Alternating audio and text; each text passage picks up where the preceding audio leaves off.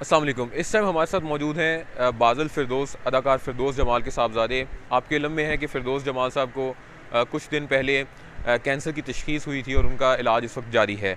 उनके साहबज़ादे से जानते हैं कि हमारे इस लेजेंड फ़नकार की सब तबीयत कैसी है। अस्सलाम वालेकुम। जी, वालेकुम सलाम। क्या हाल है, कैसे हैं? अल्हम्दुलिल्लाह। अच्छा, ये बताएँ क्या कैसी तबीयत है वालिद साहब की? काफ़ी ज़्यादा लोग जो दुनिया भर में उनके मद्दाह हैं वो जानना चाह रहे हैं। बस ये खबर आई थी कि उनको कैंसर की तशख़ीस जी। हुई है। मज़ीद तफ़सीलात बताइएगा। अल्हम्दुलिल्लाह ही इज़ फ़ाइन। लेकिन ये है कि अभी भी तकलीफ़ में है, पेन में है। पहले तो हमें ये इल्म ही नहीं हो रहा था कि उनको हुआ क्या है। अच्छा। तो उसके बाद ये हो कि जब हमने उनकी कोलोनोस्कोपी की है, तो कोलोनोस्कोपी में आया कि उनको डायग्नोज़ हो गया कैंसर। अब एज़ अ फैमिली हम बड़ी एक तकलीफ़ से गुज़र रहे हैं। ज़ाहिर है। वो बड़ी तकलीफ़ से गुज़र रहे हैं। सो ये है कि एक लॉन्ग प्रोसेस है। अब उनकी लाइफ के साथ एक वो जो स्ट्रगल है इस तकलीफ़ के साथ, वो बहुत लंबी स्ट्रगल है। तो ये है कि अल्हम्दुलिल्लाह उनकी एक माइनर सर्जरी हो गई है अच्छा। और उनको बैग लग गया, क्लोस्टोमी बैग होता है, हुँ। वो उनको बैग लग चुका है।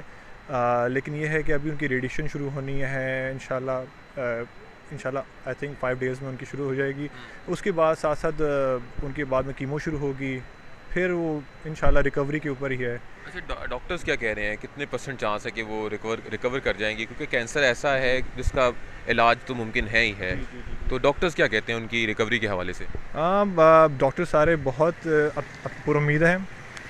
और उनको इस बात की भी यकीन दहानी कराई है कि इंशाल्लाह ये ही विल बी फाइन। अच्छा, सो ठीक है। इसमें कोई ऐसे इबाहम कुछ भी नहीं है, टाइम लोग ये नहीं बताया। सोचें कि हाँ खुदा ना खास्ता क्या होगा, तो ऐसी कोई बात नहीं है। हुँ। सो रिकवरी उनकी बहुत अच्छी इंशाल्लाह होगी। और जबकि इलाज भी हमारे मुल्क में है, सब कुछ हमारे मुल्क में कहाँ पे है। उनका इलाज चल रहा है? पहले तो हम लोग कोशिश कर रहे थे शौकत खानम में हो जाए, लेकिन शौकत खानम में उनका इलाज शुरू नहीं हो सका। सो क्यों? कुछ रीज़न्स थे जिस वजह से वो उनके मेडिकल्स कुछ रीज़न्स वगैरह थे। उनकी एज की कुछ उनकी ब्रैकेट्स थी, कोई पॉलिसी बनी हुई थी, इस वजह से उनका वहाँ शुरू नहीं हो सका। नहीं, सो उन्होंने नहीं लिया क्या? आप वहाँ नहीं, से ले आए? नहीं, उनकी तरफ से उनकी कोई पॉलिसी थी 65 की एज की, कि जब हम 65 से प्लस जो होगा हम उसको नहीं लेंगे। मतलब उनकी कीमो नहीं करेंगे, कीमो हमारे पे होती है लेकिन हम कीमो नहीं करेंगे। अच्छा। रेडिएशन या सर्जरी आप करवा सकते हैं। अच्छा। लेकिन फिर हमने प्लान ये किया कि डॉक्टर हॉस्पिटल से हमने सर्जरी प्लान की है हुँ। और इनमोल से उनका सारा इलाज करेंगे। अच्छा, पाकिस्तान के अंदर से ही हो रहा है इलाज। इंशाल्लाह, तो इसमें इंशाल्लाह। असिस्टेंस कहाँ से मिल रही है आपको? कोई गवर्नमेंट लेवल पे असिस्टेंस मिल रही है या सब कुछ आप लोग खुद कर रहे हैं? देखिए जी, गवर्नमेंट के लोग भी बीच में इन्वॉल्व हैं भी, उन्होंने भी यकीन दहानी कराई है। हमें हमें प्राइम मिनिस्टर साहब की कॉल आई हुँ। और बड़े और लोगों की हमें कॉल्स आई हैं। सो उनकी तरफ से यकीन दहानी करवाई गई है। हम खुद भी एफर्ट कर रहे हैं। सो हमारे लिए सबसे मेन इंपॉर्टेंट क्या चीज़ है, हमारे वालिद साहब हैं। हुँ। देखिए जी, वालिद साहब से बढ़ के, फैमिली से बढ़ के हमारे लिए कुछ भी नहीं है। हुँ। इसमें पैसों की बात नहीं आनी चाहिए कि जी हाँ, पैसा कितना लगा है, क्यों लगा है, कैसा। वालिद साहब के ऊपर करोड़ों लगे, हम कुर्बान हैं। बेशक, बेशक। ठीक है। अच्छा, बाज़िल, एक चीज़ है कि जी। आपको ईज़िली इलाज यहाँ अनमोल और डॉक्टर से हो रहा है, या आप समझ रहे हैं कि एक जगह पे अगर इलाज हो जाता वो ज़्यादा बेहतर था? हम तो यही चाह रहे थे कि अगर शौकत खानम में इलाज हो जाता तो सबसे बेस्ट इदारा जो है इस वक्त कैंसर को ट्रीट कर रहा है वो शौकत खानम है। हाँ।